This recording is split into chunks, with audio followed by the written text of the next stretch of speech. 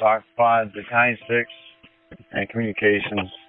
I'm in Fort Armistead. Be advised, the entire bridge, the entire key bridge is in the harbor. I advise to hold all traffic from coming to the bridge. I advise again, the entire key bridge has fallen into the harbor.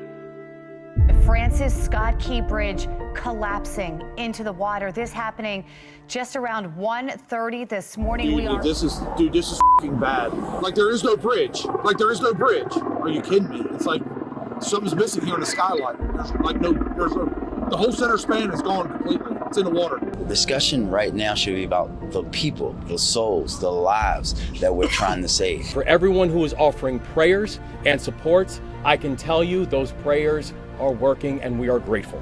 There is absolutely no indication that there's any terrorism, that this was done on purpose. Divers recovered 2 victims of this tragedy. The victims were identified as Alejandro Hernandez Fuentes and Dorlian Ranial Castillo Cabrera. Divers have recovered the body of a third construction worker, 38-year-old Maynor Suazo Sandoval, pulled from the water at about 10:30 this morning.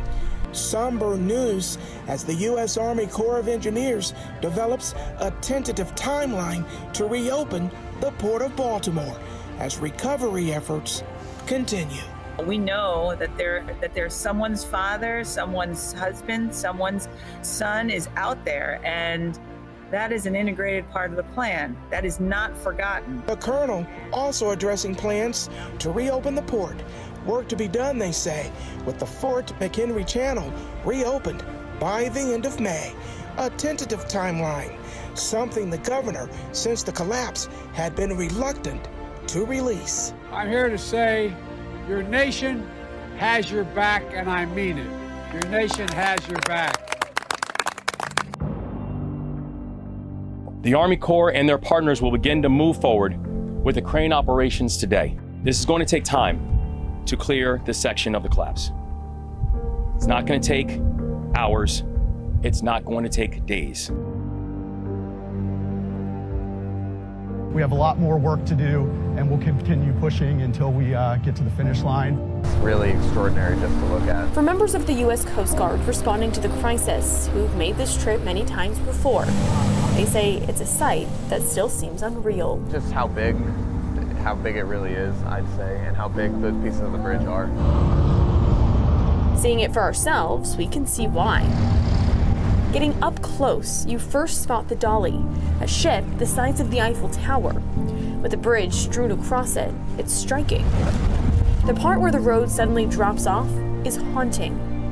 The strong steel that once held up to heavy traffic, now shredded, bending like spaghetti. With clear weather and a sunny sky, crews are hard at work. Biggest concern is getting that port open, and we're making more progress every day.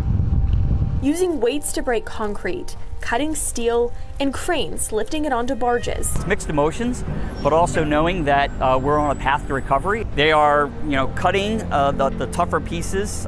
They're tearing it apart with heavy equipment. Want to keep the trade lanes open within the Port of Baltimore. Sending a message to the shipping community. Since the collapse, Tamarchio says they plan to expedite their plans to build a new container terminal. The Baltimore is a port poised for growth and opportunity. 2,900 tons of wreckage have been removed from the water. This part of the bridge lifted in the middle of the night. There's a lot of people, government and industry that have been working tirelessly day and night to get to this point. All of this allowing a deeper limited access channel to open. 35 foot deep, 300 feet wide, and we have surveys ongoing now. So whatever those surveys tell us, if we can allow ships to be deeper, we will. Baxter Smoke with the U.S. Coast Guard says this channel, which is set to open Thursday, is a major milestone. This is significant in that we're able to get some vessels that have been trapped in port going on almost 30 days. We're going to get some commerce into the port, which is desperately needed.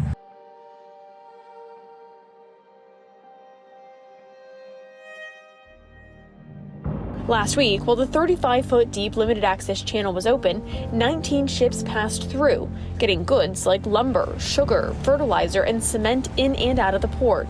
We cannot take our eye off the ball the focus is making sure that we are going to open the 50-foot channel. To do that, along with the Chesapeake 1000 crane, I want to talk about Chessie's partner, the Gus. And that's the nickname for the largest hydraulic grabber in the entire country. Gus, the 160-ton grabber, is getting involved. Big and burly, it's scooping out debris from under the water. The Gus has the capacity to be able to pull upwards of 1,000 tons in a single pull. Officials with the U.S. Coast Guard say they were able to start using Gus earlier than expected. Now we're working in the federal deep draft channel to continue to remove debris while we're working to plan to remove the Dali. So we did not want to lose that opportunity because that allows us to continue to make progress to reopen that as fast as possible and do it safely. But in order to reopen, they have to remove the Dali. And that work is remarkably complicated. The Dali experienced a total of 4 power outages, 2 of them happening about 10 hours before the Dali left the port on March 25th. Those were related to routine maintenance. The other 2 happened the next day, right before the Dali hit the Key Bridge, when there were unexpected issues with circuit breakers. Officials with the NTSB say those outages are mechanically different. Starting with what happened before the Dali left the port, the first blackout happened when a crew member mistakenly closed an engine damper while working on the ship's exhaust system, blocking exhaust gases, causing the engine to stall. Power was briefly restored before going out again. The NTSB says at this point, the crew switched to a different transformer instead of breakers.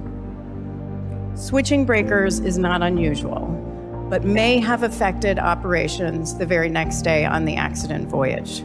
So the configuration of the breakers remains under investigation.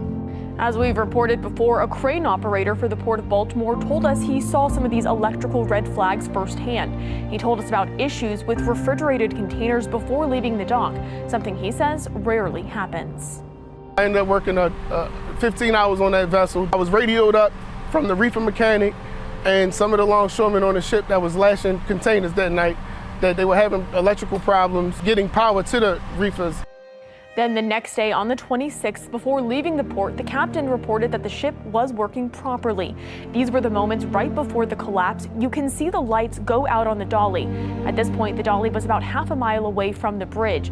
A breaker unexpectedly tripped, causing the ship to lose power. The lights came back on about a minute later when the power was restored, but then there was another blackout caused by another breaker that was tripped. While there was an emergency generator, it only powers certain functions like lighting, navigation, and alarms, not the main engine. The Dali has been a focal point on the Patapsco River, but not anymore. It's a time that we have been looking forward to. With crews refloating the ship on Monday, with the help of 5 tugboats, you can see it moving, slow and steady, to the Seagirt Marine Terminal. This is a time-lapse of a 2-mile trek that took hours. This is a significant milestone just in terms of it means every ship that previously called on Baltimore can come back. It's clear this is a major milestone, but with work that still needs to be done.